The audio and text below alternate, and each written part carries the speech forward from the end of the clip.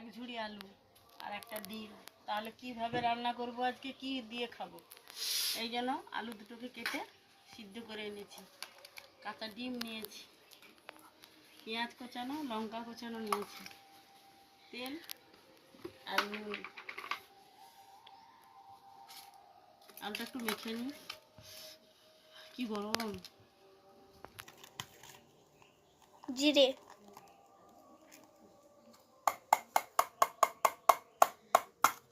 কিরে আজকে কি ফাটবে না নাকি? ফেটে গেল তো। দিয়ে দিলাম, এটাও দিয়ে দিলাম, টমেটো কুচি দুটো দিয়ে দিলাম।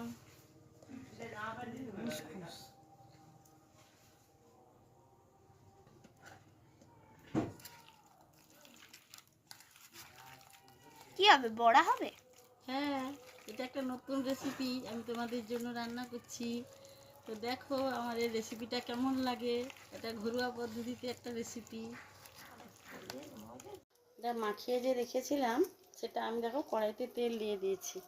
ওই তেলে আমি ঝোল করবো বলে পটল আর আলু ভেজে নিয়েছি।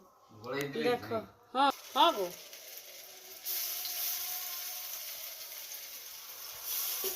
দেখো উল্টে পাল্টে দিয়ে ভেজে নিয়েছি। এবার আমি ঝোল করব পটল আলু দিয়ে। এক পিস কই মাছ আছে, টমেটো কুচি নিয়েছি, আর ঝোলের মশলা যা হয় রসুন, আদা, জিরে, পেঁয়াজ, হলুদ গুঁড়ো, লঙ্কা গুঁড়ো সব দিয়ে এবার আমি ঝোলটা করবো। ওটা ভাজা হয়ে আসছে, এবার নামিয়ে নিই। অবশেষে আমি ঝোলটা দিচ্ছি। মশলাটা কষানো হয়ে গেছে, এবার ভেজে রাখা আলু আর পটল আমি ওই মশলাটাই দিয়ে দেবো।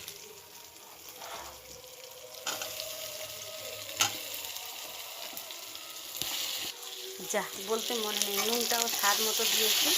এইরকম মশলাটা কষানো হয়ে গেছে, এবারে আমি জলটা ঢেলে দেবো। দেখি আলুটা সেদ্ধ হয়নি, আলুটা খুব সুন্দর সিদ্ধ হয়ে গেছে। এবারে ভেজে রাখা বড়াগুলো দিয়ে দেবো, এক এক করে দিয়ে দেবো। ভেঙে যাবে না তো?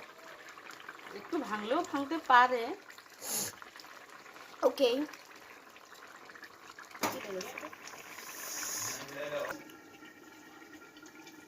তো রান্নাটা আমার কমপ্লিট হয়ে গেছে, এবারে আমি খেয়ে দেখবো কেমন হয়েছে। টাটা বন্ধুরা, সবাই ভালো থেকো, সুস্থ থেকো। এক বড়ার ঝোল, মানে একটা ডিমের বড়ার ঝোল বানিয়েছি আজকে। টাটা। কেমন হয়েছে রান্নাটা তোমরা অবশ্যই কমেন্টে বলো।